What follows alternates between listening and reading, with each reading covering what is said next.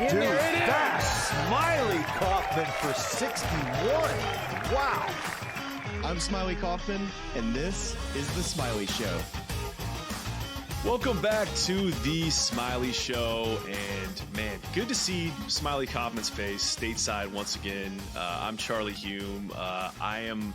I was recently back from a Scotland golf trip. He is more recently back from an Ireland golf trip, and I am fired up for the episode that is dropping on Wednesday, Smylie, because not only is it going to be an Ireland golf trip recap, it's the guys you're doing it with, Justin Thomas and Jordan Spieth, hopping on the show once again for a very unique, one-of-a-kind golf trip recap. Like, this is going to be amazing stuff. It sure will be. And as it stands right now, it's almost 8 p.m. here Central Time in Birmingham. So the last like 3 nights, I think I've gone to bed at like 7:45. So we're entering the candlelight hours here for me. So bear with me if I just like fall over at 8:30 in the middle of this. But yeah, no, I got some of the boys joining, like you said. JT and Jordan are going to come on, talk a little bit about the trip. But man, it was epic. We had a great time. Ireland weather, from what I was told, could be really poor, but we got like some of the best weather compared to where I was over in Troon the week before. So huge win, awesome trip. Can't wait to recap it all. But I think we got a good episode coming up. I think we got a lot of fun stuff to talk about. We do have a good episode because we have, of course, we're going to recap the 3M Open. Johnny Vegas gets a win for the first time in a long time. So cool seeing a guy like that, sort of a long shot to open the tournament, get it done. We're going to recap that, but we have a couple of things that feel like topics we need to sort of revisit, things that we've been talking about all year long, that we've been kind of checking in on, and topics that it's worth kind of bringing back together in a week like this. That's sort of in between major season, but heading into FedEx Cup playoff season. So we're going to talk a little bit about just that signature event, the composition of the points that are being handed out there, and kind of look at some sections of that list to see how guys are doing relative to, the events that they're qualified into. We're going to talk a little bit about the Scottie Scheffler and Xander Schauffele Player of the Year race, because that one is heating up a little bit. And we're going to dig into a little bit of looking at the PGA Tour schedule compared to the LIV schedule, as we had a week where Jon Rahm wins his first event on LIV against the 3M Open. The field is maybe a little bit lighter than before. So all stuff we're going to dig into. But let's start there with a win for Johnny Vegas. And this is a guy that went from 149th on the FedEx Cup list to up to 66. That's an 83 spot jump. And right behind him too, Max Grazerman goes from 88th up to 63rd. So those are two guys that big weeks. Listen, I've been the guy that I've been banging the drum all summer long. I thought it was going to be the summer of Mav McNeely. I've had some near misses. How about my guy Mav going from 68th up to 57th? Feels like good little week at the Wyndham. He should be in there. I'm happy to see Mav up there. What were your takeaways from Johnny Vegas's win at TPC Twin Cities? My takeaway, just the field, man. It just wasn't doing it for me. The backup on the 18th, it felt like the tournament was never going to end. I feel like if there was a playoff, I probably would have turned it off. I just was overwatching it. It was nothing against the broadcast. It just was, they just couldn't get this thing to the finish line. The names, there wasn't any like great shots being played over the last, hour or so that I was watching. I don't know, man. The field just, right after an Open Championship, it totally was lacking some firepower, which, I think in some of these events like this year, like for instance, like a Honda or a John Deere, Rocket Mortgage, I've found, that I've enjoyed watching those weeks. But for whatever reason this week, I just was not feeling up to it. And I imagine that I'm not the only one though. I how am I going to put this? I don't disagree with you.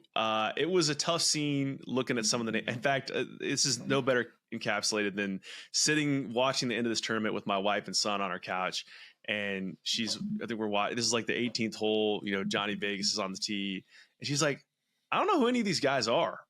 Like, hey, you're not the only one, Amanda. But kind of to your point though, like there have been tournaments we've seen a lot of different ones dating even back to last year. How about a tournament you were at the Sanderson Farms? I guess Ludwig was in the mix there, but just like a ton of guys coming to the finish, many of whom you don't know, but a lot of exciting young players and storylines that could develop and guys you'll end up following down the road where there was some sort of juice there. I think maybe it was just the way that it finished. Like Max Grazerman earned it today. Your shot 8 under par, was right there. Looked like he might get into a playoff. Johnny Vegas scraped his way to a 1 under round today to win by a shot, but we had a lot of big left misses off the tee. It wasn't like one convincing. A couple of them. It wasn't. I'd say maybe the most intriguing storyline out of kind of that final group was Matt McNeely. I think at one point it only hit like 7 or 8 greens and was just like scrambling his face off to stay in competition this week. But yeah, I mean, I think that's maybe it's some of these lower profile events you want to see sort of an exciting finish and a guy go out and get it and make a name for himself for the first time.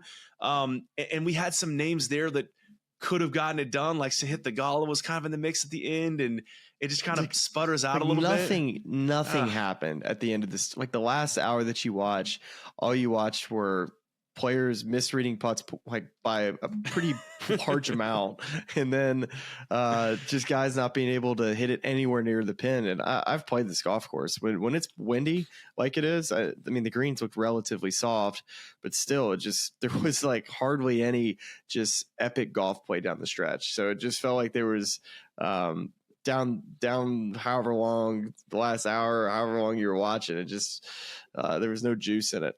Yeah, I mean, there's like this pool of events that they're always like a fun kind of midsummer watch where sometimes you get the fireworks, but they can't all have fireworks. Like I pull this one in with, the John Deere, the Rocket Mortgage, where it's in and around major golf, in and around signature event golf. And you just they can't all pan out to give you cool names or young names at the top of the leaderboard. And that it just was one of those weeks. But we have Olympic golf coming up, which should be interesting. We also have to figure out how we're going to award one and done points for Olympic golf. That's like we have to assign points to medals. Is Johnny Vegas playing for Venezuela in that? Like I haven't even looked at the field for that, but as you do a little typing, I'll give my just general thoughts about Johnny Vegas for those that don't know his game, what he's like. Nicest guy in the world. When you meet him in person and you're standing next to him, he's a type of guy that you're like, man, you could have played whatever sport you wanted to play. You could have played rugby. Built. You could have played linebacker. The guy's huge. And I played with him in Columbus one year at the Web.com Tour Championship. And we were paired together. I don't know what round it was, but I remember on the 11th hole, I'm sitting there watching him tee off, and it was the first time I'd played with him. And just the sound that his ball made, and just you could almost hear him pushing off the ground, but his feet were stuck to the ground. You're like, this guy is an epic hitter of the golf ball. And if you go look at his stats throughout his entire career, guy's been just an elite ball striker. Just puts it right down the middle of the fairway, hits it hard. And if anything, if you criticize any part of his game and why he hasn't been more successful, it's been the wedges and putting. That's kind of always been his bugaboo. But he's been a great ball striker, which for the most part, when you look at PGA Tour and guys that have been out there a really long time, most of the time, those are the guys that hit it pretty dang good because most of the time the putters and the really good chippers have bad years. And guess what? When you're hitting it bad, you're going to play your way off the tour. But Johnny Vegas, he's been a mainstay on the PGA Tour. And you look at his stats, like I said, and he's 7th this year, strokes gained off the tee. Actually, green in regulation percentage, Charlie, he's number 2. But the one that I thought was the most interesting, which turned out to be the reason why he won the 3M, was the 7-iron he hooks left to the very far left side of the green. And you're like, oh boy, this just seems like 3-putt central. But he's actually leading the tour this year in approach putt distance, like from the hole. Interesting. Yeah. So he's first in that category. So I mean, there you go. The lag that he hit, both he and Grazerman from very similar locations on that 18th green at TPC Twin Cities, hit amazing putts.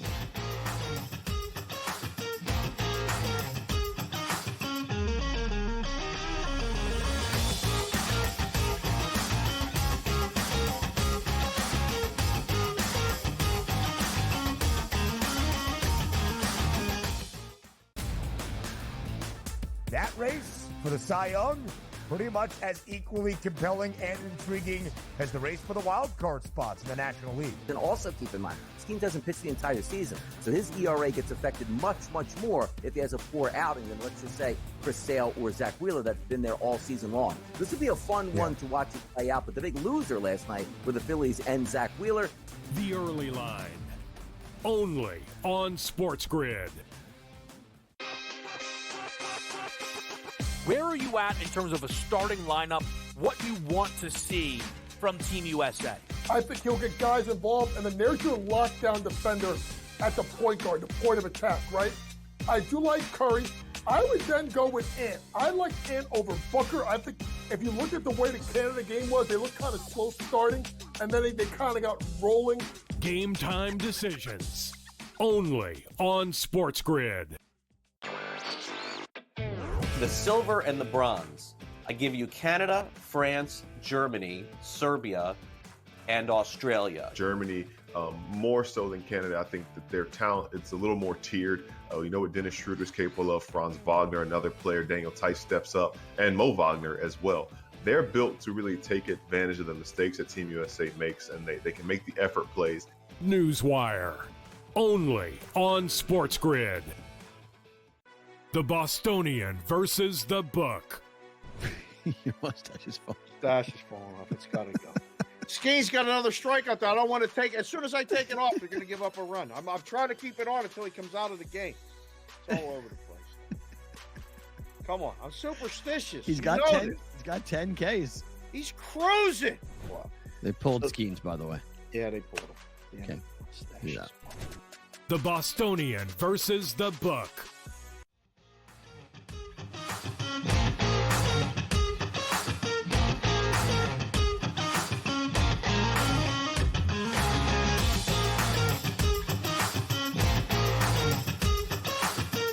We're evolving this conversation a little bit to kind of reflect on the 3M and you know, I mean, of course there is, you know, a part of this that relates to signature events, but it's almost, I think the thing we've said pretty consistently is you stratified this tour without like telling us you're stratifying it. And of course we can watch and know that it's stratified. Like we can watch the 3M this week and say, that is not like a PGA Tour event. It doesn't feel like it's PGA Tour quality. No.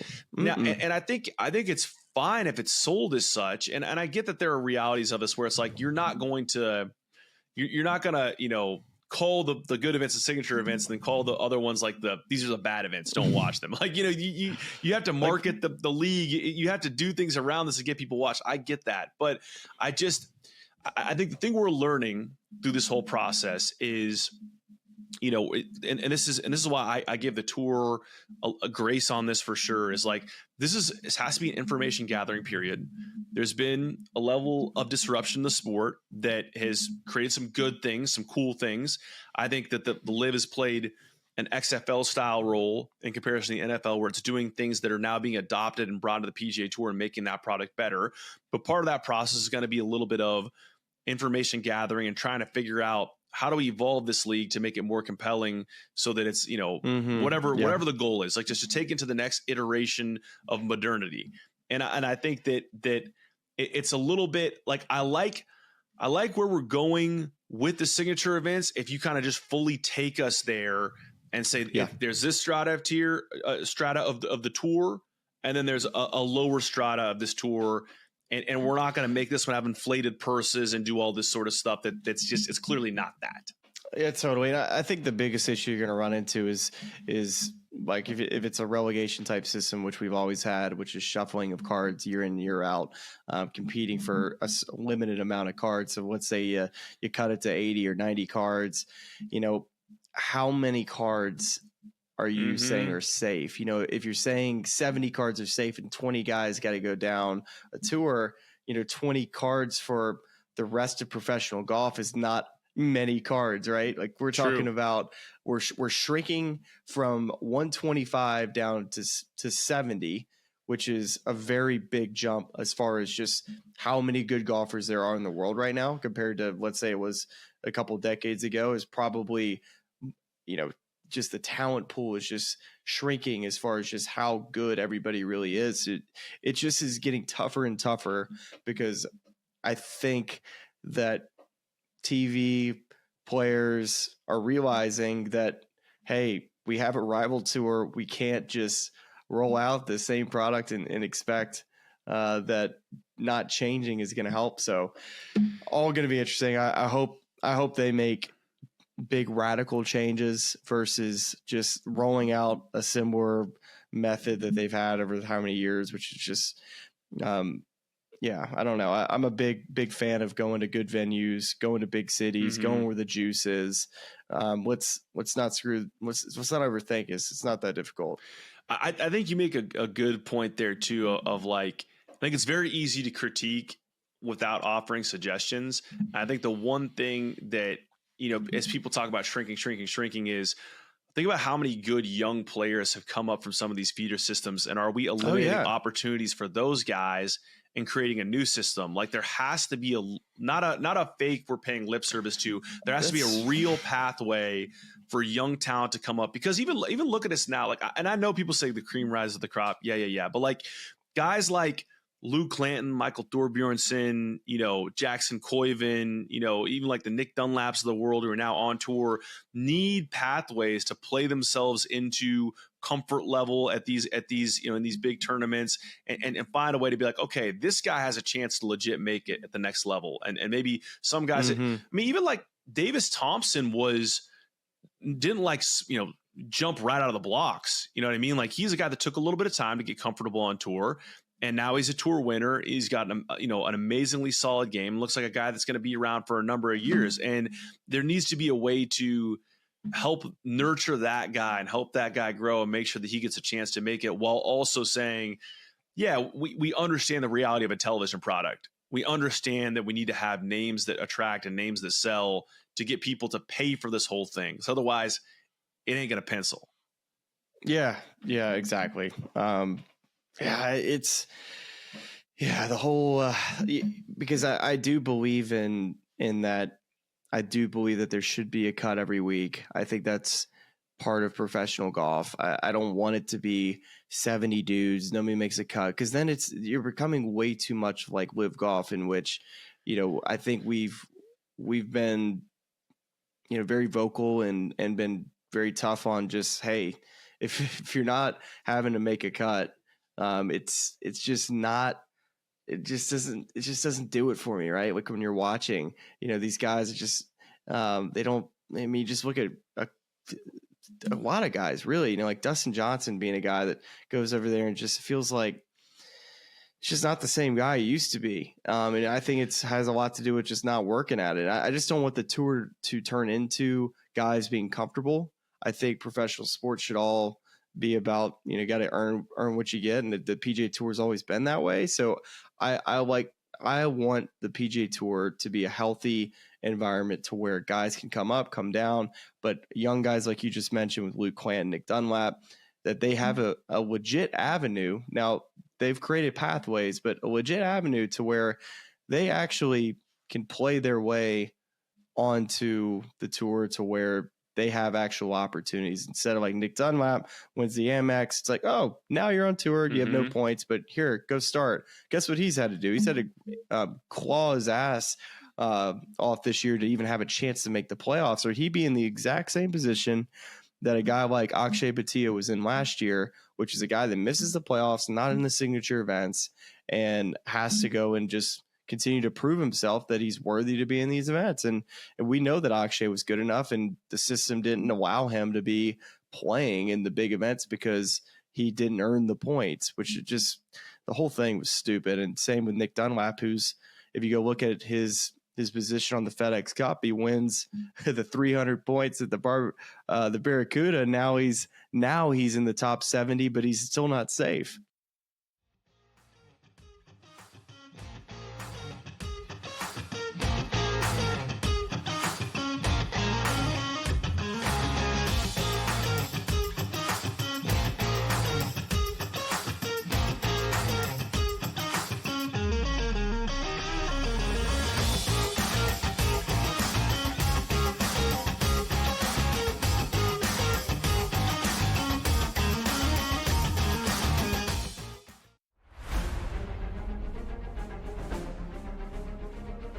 recently, I feel like I'm not doing anything wrong. I'm not making bad swings. I don't feel like I'm making terrible decisions, and just had got a little bit of a streak of bad luck on par fives.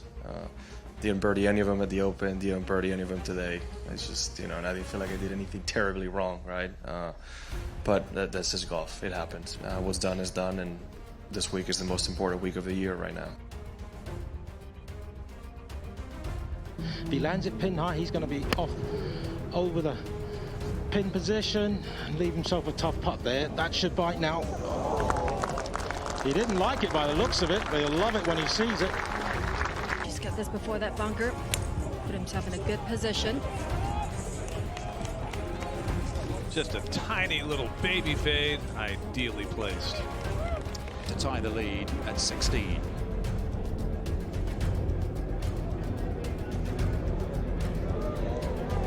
He's playing well, isn't he, John Rahm? And OMG, what a championship Sunday we just witnessed.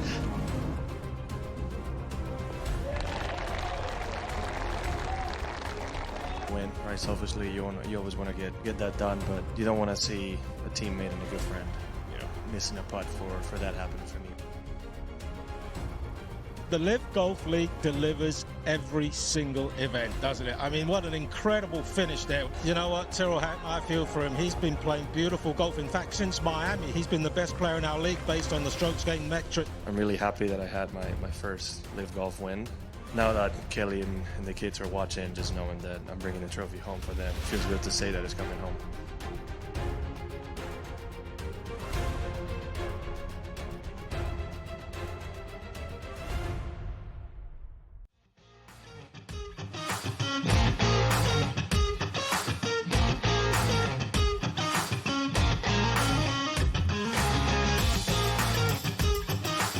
In compiling the research for the signature event piece, the amount of guys in that category we're looking at who did miss a cut in the signature events, like they are, sure, they're free points to a certain extent, but they're like not fully free. And you compare that to a live ecosystem. And it's even interesting just, talking about this week about, that these major governing bodies are making more and more of an effort to get these guys, guaranteed spots into these majors, which I think is ultimately a good thing. I mean, we've said it every single major, I think now, that we miss a lot of these live guys, especially a guy like Bryson. Yeah, dude, Rahm won this week, man. It's just, how do you find a fair way to get them there? And ultimately, I think that's a place I come back to is, what is fair anymore anyways? It's like, we've had this disrupting force in this game, this influx of money, this new league, and it's part of us has to just kind of let a piece of what was die and live in the past. And it's a new reality. And how do we make the most fair setup going forward from there? Like, where it's a combination of a merit-based system as golf has always been, while acknowledging for realities of superstar power and where money's coming from. And that's just the way it is. Like, listen, we'd all love it if it was just this perfect system that made everyone feel happy and good about it. But you also got to be just realistic about it, and just how is the next professional iteration of this game going to look? Exactly. And how do you keep it healthy and surviving? Because if it gets torn apart, then nobody wins. Well, before Live Golf, players, mainly top players, felt like there were too many cards to begin with. So 125 was always been the number that was the number you had to be under every single year. And players still felt like that was too much. They felt like 100 was a better number. And this is before Live Golf. So they take, 40 some players. Now it really should be a little tighter, and which is why we're at 70 to make the playoffs, which makes sense. But we go and play this FedEx Cup fall, and if you stay inside the 125, you still keep your card. It's just there's too many cards. The system in the fall makes zero sense to me.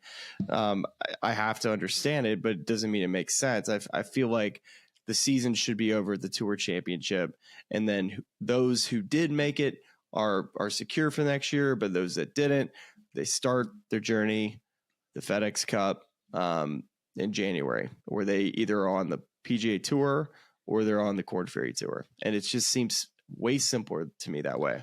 Yeah, I mean, I'll say this, you know, and you might have additional thoughts, but for me, this is kind of where I arrive on this whole thing is, you know, there are parts of it that don't make sense to me. There are definitely parts of it where I feel like the It's Always Sunny Charlie Day meme where I've got like all the yarn behind me and I'm trying to like connect what the Aeon Swing 5, how that, you know, connects to this, just in this category, like what, you know, what's going on here. But with that said, I get that we're still information gathering, like maybe happening at a slower rate than we would all prefer and like, and that's probably the tour included. And you said this all along, and I'm the same place as you. Is like, I really hope we see something soon, like 2025, that is a legit, like we've taken all that testing, and this is the new program, and we really feel good about this. It starts with this list, right? It starts with the FedEx Cup. That eligibility to me is one of the biggest things of how many guys play an event, how many cards are available. The schedule for the year, I don't think you're going to see a huge blow ups in that. Like, I don't think we're going to see on the schedule in 2025, like Pine Valley, you know, like, or Cypress Point, right? Like I like that. Listen, would be sick. that's the blow up we all want. But I think if you get the eligibility right, if you get how many players are playing in the signature event correct, and then you also somehow mix in 2 or 3 more locations in the country that we're missing, like just ones that bring the juice. Chicago, New York, LA, I mean, Boston, these are all just huge markets. And then look where Liv has been able to capitalize. Nashville was a huge hit. Now, is there a golf course there in Nashville that's PGA Tour worthy? Maybe there isn't. Austin, that's been a great event for years that unfortunately we left that town. So there's just these amazing cities that love to watch golf that I feel like are really poor about going to not very fun places at times where you're just lacking. Even though there is a little bit of juice on a Sunday, it's still not the same as going to a Phoenix or a Scottsdale, which is one of our best events of the year. That we need more events, not necessarily like Scottsdale, but in that avenue of that demographic and crowd showing up and realizing that, hey, we're out here to have a good time. Let's round up all the live charters, and we're flying everybody to Mullen, Nebraska, for the Smylie Show Classic at Sand Hills, Exactly, in the middle of nowhere.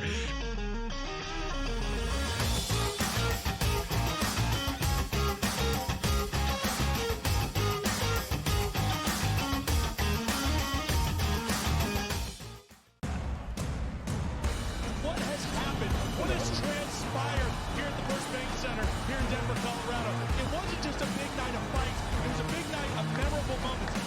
Conor McGregor with us here in Denver, Colorado. Left hand from Ron Paul. Right hand, right back from Mike Perry.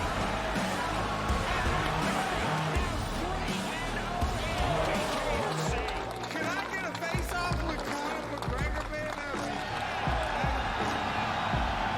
It's an incredible setup here, incredible matchmaking, incredible storytelling. Oh, you had to come here.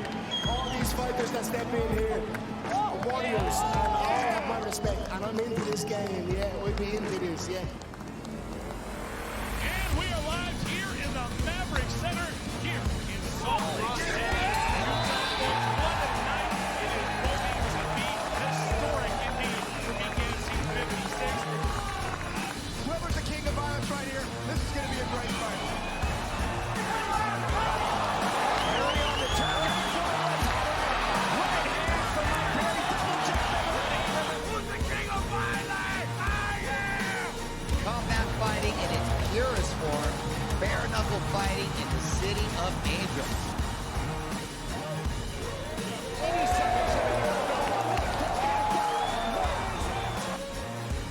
We've got the biggest announcement in the BKFC history we're about to make, so let's make that announcement. What's up, Knucklemania? The notorious Conor McGregor here. Ladies and gentlemen, the huge announcement that I have for you today. Conor McGregor, myself, and McGregor Sports and Entertainment is now an owner of Bare Knuckle Fighting Championship. Welcome to the big leagues. David Feldman, baby, we did it. He's now an owner of BKFC with us, and we're going to take this motherfucking thing all the way to the top now.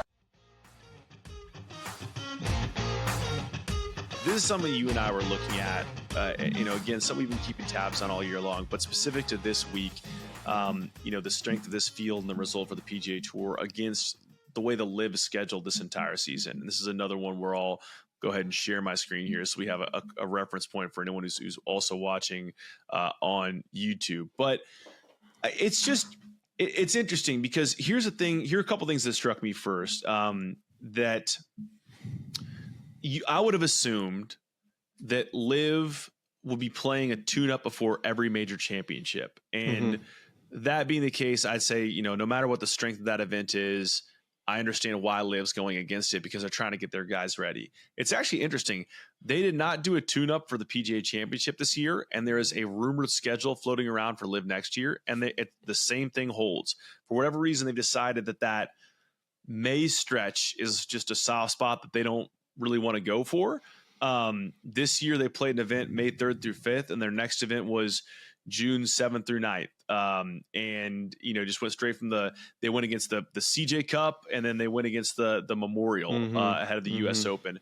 So, they played 3 events that were sort of tune-ups for majors. Then they played an additional 4. Well, they played 3 thus far that went head-to-head with PGA Tour signature events. And they'll have a 4th, the Greenbrier, that's going to go up against the first FedEx Cup playoff event.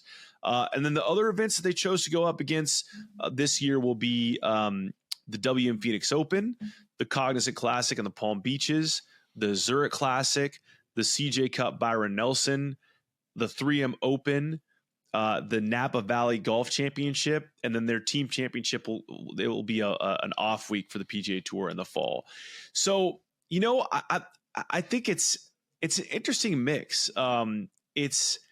It's curious to me that they went up against WM Phoenix Open because I feel like that's kind of your target demo for LIV. What else stands out to you from this list, Smylie? Well, when I look at this list, I start to think about, all right, let's use the hypothetical of LIV Golf. Let's just say they're going to be here for 5 to 10 more years. And if the PGA Tour is going to coexist with the LIV Golf Tour, how can we have something to where Charlie, the viewer, wants to watch both? And to me, right now, they haven't figured it out. Initially, it felt like their strategy was to go against the worser of the events, but like you said, going up against Phoenix makes no sense, right? Like that's like just an event you would never want to go up against. The weeks in which I would want to turn on LIV was, I even texted you. It's like, I actually want to watch LIV today because I didn't really care to watch the 3M just because I felt like the leaderboard looked good. It seemed like they had a decent crowd. Did I watch? I didn't, but it's still, I thought about it. I did think about it today. What it would have been like if you did. And I have watched LIV Golf just for those that do consume both products. And listen, I mean, they have great players. I love watching Jon Rahm. He's still one of my all-time best players I've ever played with. And I wish I could watch him more because it's so fun to watch him play golf. He's an angry person when he plays, but so is Tyrrell Hatton, the guy that finished second this week. But I would like to see, now ideally I would rather LIV not be around and everybody playing together again. But if LIV is going to exist, I would like to see them really just avoid all the big PGA Tour events and have it to where, and maybe that doesn't fit the major schedule when you get in the summer, kind of like you were talking about, maybe before the Masters or before the Open Championship. Maybe it can't be perfect, but in the early part of the season, maybe you can make it work a little bit. And that's really just my only thought is that, but I just think that the times, like, and just looking at even like their schedule projection for next year, dude, I'm not turning the TV on when unless it's like near prime time, right? I think a lot of American viewers feel that way. And I know Liv's whole thing is going global and spreading golf around the world. But from an American audience, I think the PGA Tour is great for an American because, hey, it's like clockwork. You turn on the TV at 4:30 p.m. and you can watch, the last 4 or 5 holes of the golf tournament. If you turn the TV on in Adelaide for the last 4 or 5 holes, you need to do it in the morning, right? So it's a totally different viewing cycle, and maybe it fits an international viewer much better than an American viewer. But that's the holdup for me is the time in which you can watch, and then the fact that they go up against each other too much. Yeah, it continues. It folds right in with the discussion that we're having this entire show, which is what does the future of golf look like, and how are we sort of composing that in a way that makes sense for the viewer, like the most important piece of this whole machine, which is the person that spends money on professional golf to keep the thing going. And I think that I absolutely agree with you on, I think the timing of it is interesting. And we could even pull up here because there's a rumored live schedule, for next season that I think is kind of interesting. And so looking at this right now, we have Saudi. They've shoveled some tournaments around. They've got opening Saudi Arabia in February, and then going to Adelaide in February, which is a bump up, I believe, from May this past year. Then going to Hong Kong and Singapore. And then the week leading into the Masters will be in Austin, Texas. Then going to Tokyo, Japan later in April, and then South Korea in May, which is interesting. Then the week before the U.S. Open, they'll go to Washington, D.C., and then they will go to Nashville on the back end of D.C. The week leading into the Open Championship they'll be in. It's a to be determined location in Europe, and then on the back end of the Open Championship they'll be in the United Kingdom. And then it looks like we don't know the exact dates for the 2025 FedEx Cup playoffs yet, but it looks like they have 3 events that should go up against those in Mexico City, Indianapolis, and Dallas to close out the year. So here's what I kind of like about the way this schedule feels a little bit different from past years is opening in some of these locations that if we're in the States and it's still really cold in a lot of locations and there's still kind of snow on the ground, you're watching this sort of exotic golf and it looks warm and guys are wearing shorts and you're kind of saying like, this is, this looks like this gets me kind of interested in this. It's the same thing of PGA Tour doing the Florida Swing, or even some of the events in sort of Arizona and California and stuff like that. It kind of gets you warmed up for golf. So, gets you excited. It gets you excited, and then you look out the window, you're like, not quite time yet. Not quite time yet. I can't quite play golf, but I like that piece of it. But I do think, like in a larger sense, it is whether or not the two tours are actually going to mesh, or whether or not they're going to coexist. How do you find spots that are open? And I don't know if it's literally getting to the point where there's some sort of a deal with the PIF and they're saying, hey, our tour players are going to be released to play in these events these weeks, and we're going to have kind of smaller, a weaker field events here on whatever version of the PGA Tour it is there. Like, I think that's a one solve that could work. Or if they're just going to say, hey, we're just going to go head to head, but it's obvious that the field's going to migrate. I don't know what that's so far down the road, but like I'd like to see it fold together better to kind of further your point. Let's say there's a PGA Tour schedule that has 12 to 16 events, and let's use 14 as a base number because that's easy because that's what LIV is doing. So now we're talking about 28 weeks. And we're talking about 4 majors. So we're at 32 total available weeks of golf. Now, there's got to be a way to make all of that work because we're talking about 52 weeks in the year. So we got 20 extra weeks in which you can kind of, not compete with football, but also you can mesh maybe 1 or 2 here and there in the fall. But I just think there's a world in which it works. I think if you had a smaller PGA Tour deal, but I know these top guys played, how many events did they play? Probably closer to 20 is probably about right. So 14's on the low side. So you're going to have some tough crossovers like we kind of just talked about where, hey, you just can't do anything about the week before a major. I mean, you're going to have guys playing that week, and you're just going to have to pick and choose which one you watch. But maybe there's a way in which both coexist.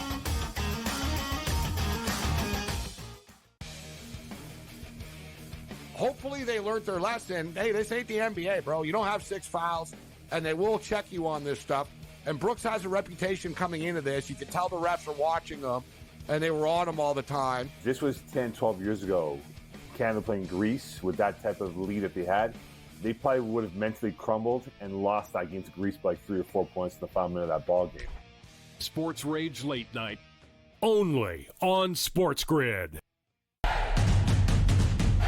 Try and set the stage for what should be a great year of NFL action. There's a handful of teams that potentially can compete for a Super Bowl championship. Confusion and uncertainty this year more than some in the past. This team looks like it's ready to make a move, but we just don't know if it's bad or good this year. J.J. McCarthy is eventually going to take over, but it's a no-lose situation for them. I mean, they suck. They were 7-10. Only on SportsGrid. That race for the Cy Young, pretty much as equally compelling and intriguing as the race for the wild card spots in the National League. And also keep in mind, this team doesn't pitch the entire season, so his ERA gets affected much, much more if he has a poor outing than, let's just say, Chris Sale or Zach Wheeler that's been there all season long. This would be a fun one to watch it play out, but the big loser last night were the Phillies and Zach Wheeler. The early line, only on SportsGrid. Their coach has a personality that is New York City. Tough, grinding, defensive, no holds barred. We muck this game up and we make you play it our way. And Tibbs has been rewarded, and he should be rewarded for what he's done with the Knicks. Betting above the rim, only on SportsGrid.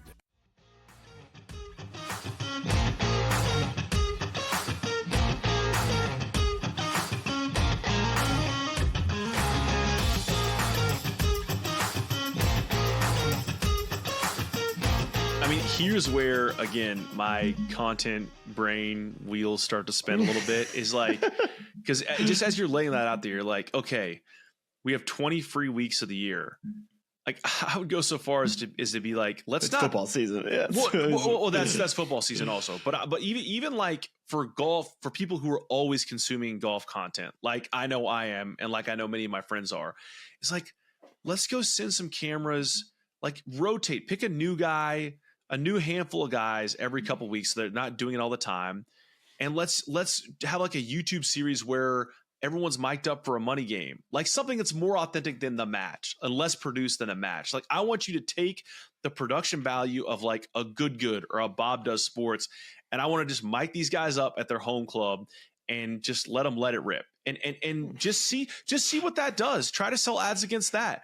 Try, see if that all of a sudden opens you up to a whole new lane of viewers, on YouTube or somewhere else or on socials that grows a different type of interest. Because I mean, if you're telling me that you're shrinking this thing, by 60%, whatever, there's like there are 40% less events out there, or there have as many events out there. Well, I know for sure I'm absolutely going to be tuning in to those events, and I know the best players are going to be there. So those are going to be the marquee events. It gets you excited to watch golf, Gets you so excited because you're like, yeah, we can't miss this week. And then in the interim, it's like you're trying to prep for some sort of deal, and it's like, oh yeah, we've got Scottie Scheffler and Jordan Spieth playing Austin Golf Club for high stakes, and you got Bob Does Sports and Fat Perez out there commentating on the thing, and it's a nice hang. It's like a 2-part series. There's like, we cut it down to an hour for the first night, an hour for the second night. I can just crack a beer anytime I want to and watch it on an off night. Like, that to me is like, yes, like that sounds like the type of content I'll consume. I'm disappointed in you. Why? Because I just lost a job opportunity. I mean, I could have been commentating at Austin Country Club, and you throw Bob Does Sports and Fat Perez out there, man. I could have been holding the mic. Because we're going to be playing in this. It's going to be you and I as a content unit. like, what the hell, man? He just gave somebody a job right in front of me. We're gonna have jobs, dude. I'm creating the ecosystem. We will have jobs. All right, we're gonna have big corner offices in Just felt like a gazelle. No.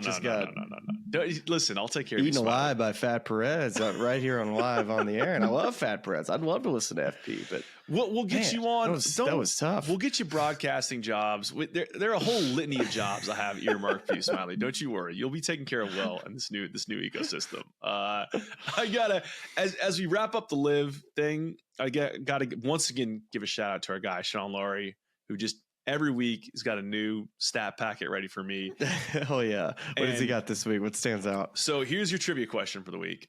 Ooh, okay. What do you think Richard Bland's lifetime earnings are on live? Oh man, I'm gonna guess that he's made $20 million. Oh wow, you guessed high. Everyone's hot on Richard Bland now. 13 million all time. He's never, 13. But he's only played 31 events and he's never finished worse than 40th. So that was maybe a bad trivia. It is the summer of Richard Bland after all, winning all. Has he got any other ones? Any other good questions? He has. Well, how about this one? So, you gonna ask it to me? Or you gonna tell it to me? Well, what I'm gonna tell you, I'm gonna tell you one piece, and I'm gonna ask you a piece of trivia about one of these players. So, okay, there are a couple things going on here. Some moves that are happening. Harold Varner looks like he finished top 20 this week. It looks like he's earned himself an open spot for 2025. On the other side of that is, what do you mean? Like he's earned his, even if he's not staying with his team, he's playing the league next year. It looks like this might have locked up for him. Is there a certain number that you can get to that there's like a whole relegation section? There are guys that happened last year to a certain set of guys. So it looks like Pat Perez and Brandon Grace are gonna be relegated. So Pat Perez, how much money do you think Pat Perez has made all time on this tournament? Well, is the team included in that? It's not clarified in Sean's note. I'd have to assume so, but that number is so. I mean, the Aces have been like for the first 2 years they were the team to beat. So I can't even give you a number because they're so different. With how much you make in the team. Just take a flyer guess. How much do you think Pat's And unfortunately, I think the Cleeks team is included in the Richard Bland number because they probably haven't made. You should have factored that in. They probably had made a lot of money. All right, so I'm gonna go. I mean, he's probably made. Oh gosh, he's probably made 22 million. Wow, high again. Really? He's 18th all time on the money list. That is 17.2 million. That's pretty good getting. That's a lot of money. It's a lot of cash. So listen, thanks to Sean. Sean and I might tee it up soon. Sean's a local in the triangle here. So perfect. Are we gonna have like a? I'm already taking Xander. Just so you know, I'm taking Xander East Lake. Well, we have a ton of work to do on the one and done front because we have to figure out how many points we're assigning Olympic medals, and we now have to figure out how we're converting points to dollars. Do you want to do points for that? Like, we can do whatever we want to do. We can just give picks after the Olympics and just be done with it. Well, because you get points for, or no, you don't get points for the two first FedEx Cups. It's all in order of finish. Yeah. No, but isn't but you get points. You get points to finish. You get points the first 2 weeks. You get points the first 2 weeks, right? So we can do it for those. We just got to figure out a system for. Yeah, we'll get there. We'll get there. Yeah, I'll tell you what. If anyone has good suggestions, if you made it this far on this podcast, congrats. Thank you for joining us for this long. Second of all, find us on Instagram, Twitter, TikTok, YouTube. Find a place, comment your suggestion for our one and done point system for the Olympics and for the Tour Championship, and then we'll take the best one and we'll use it. Yeah, there you go. We do kind of got to get Olympic picks in, but I think we have a few more days before we do that. So, yeah, that's next week. So I'm excited to see it's this week, right? Oh yeah. What week are we in now? Well, like this coming week. Oh yes, true. Today's Sunday. Yes, it's this week. It's late for both of us. Yeah. Yeah. Well past both of our bedtimes at this stage in the game. So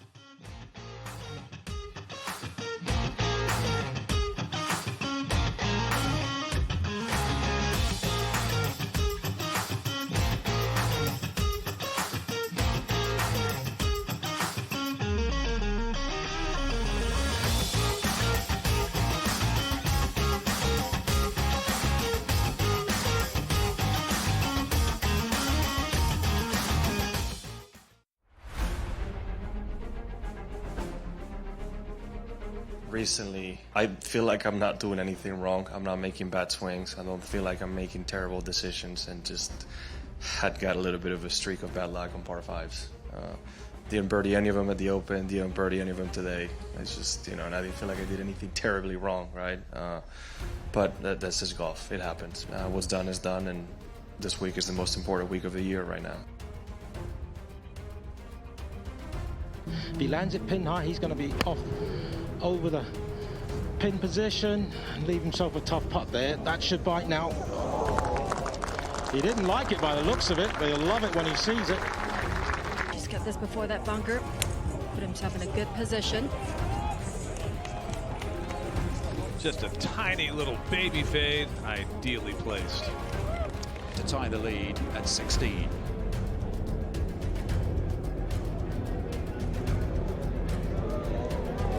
He's playing well, isn't he, John Rahm? And OMG, what a championship Sunday we just witnessed.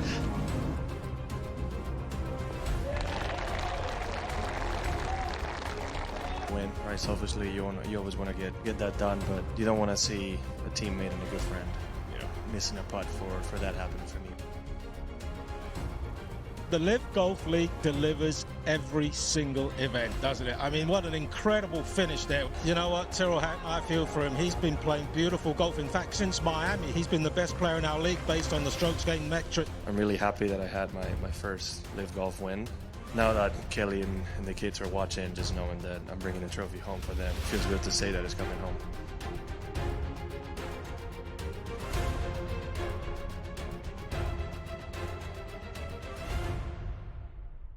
The player of the year debate, Scottie Scheffler, Xander Schauffele. A few weeks ago, it would have been absurd to suggest anybody other than Scottie Scheffler winning this thing. But I think there's an argument to be made. I think if I was in the court of law and I was on the stand and I'm presenting a case for Xander Schauffele, it's going to be contingent on future events. Like, yes, I think that Xander is the East Lake Whisperer. So I think that we have to factor in what's going to happen the rest of the year. But do you think this thing is close right now? Like, we're looking at some stats here. What's popping for you?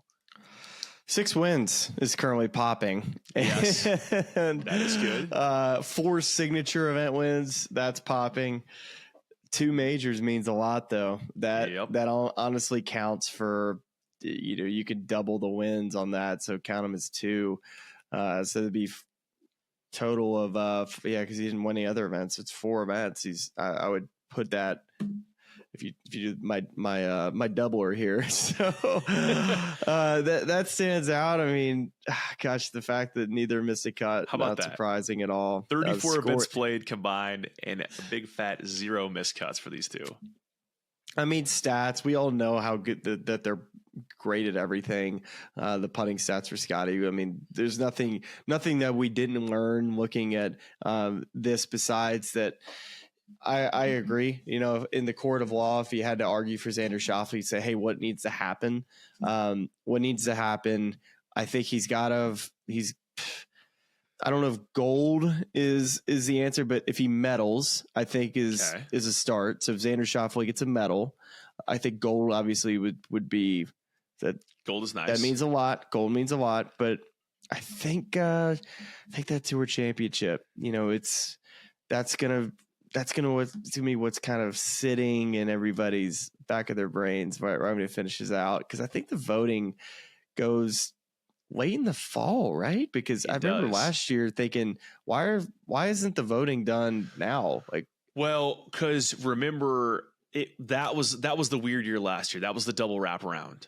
That's why Ludwig and Eric Cole, the Rookie of the Year race, went so late. Whereas I think this year it might actually be earlier. It should be right after. Why do I have to find out the Player of the Year that much later? Yeah, I mean, in looking at this list, I just love the scoring average thing where it's they're just 1-2. It's so clear that these two guys are the best players on tour this year. Scottie at 67.97, Xander at 68.57. And then you look at Xander, you're like, man, he has made $15.9 million this year. Like, that's a lot of money. You look over at Scottie, he's paid north of $28 million, and he has a lot of tournaments left to play. So Smylie, let me throw a hypothetical at you here, because this is, we're fully dabbling at this point. Let's say Xander medals. Let's say Xander earns a medal better than whatever Scottie medals. Like, you know, whether it's, you know, they both medal and he earns gold, Scottie earns silver, or silver and bronze, or he earns a medal and Scottie doesn't. And Xander wins the Tour Championship, but Scottie wins one of the FedEx Cup playoff events. What would you say at that point? Okay, here's can I hypothetical your hypothetical? Oh, please. You can't triple stamp a double stamp. Has there ever been a player win player of the year to never win a PGA Tour event that year? Oh, wow. Did I just break your brain? Wow. Let's say Scottie goes and just absolute shoots the wad in the playoffs. Plays terribly. And Xander wins. He's already in Eastlake, right? Like he forgets how to tie his shoe at all three events. And Xander wins gold, but let's say Xander finishes second in all the playoff events. And I mean, is there a case to be made that the guy won a gold medal and 2 major championships, didn't win a PGA Tour event? Can you give that guy the player of the year for not winning a PGA Tour event? So, okay, I was just Xander Schauffele's attorney. Now I'm the judge. Like, there is no resume coming from Xander Schauffele's camp that is going to have me award him player of the year that does not include a Tour Championship win. Like, okay. I'm saying, like, I think he needs to win the Tour Championship for this to even be a discussion. Like, okay. Kudos to FedEx St. Jude. Well said, Judge. Kudos to the BMW Championship, all of which it looks like we're going to be at. So excited for that. But he has to win. He has to win the Tour Championship for this to be a conversation. And he very well might, because he plays fantastic at this place. As mentioned off the top of the episode, do not miss the second episode of this week. Smylie Kaufman alongside Justin Thomas and Jordan Spieth recapping an Ireland golf trip. That's just about as good as it gets. So look forward to that, and appreciate you sticking with us, watching and listening to this whole thing tonight. And yeah, we'll be back here to talk to you very soon.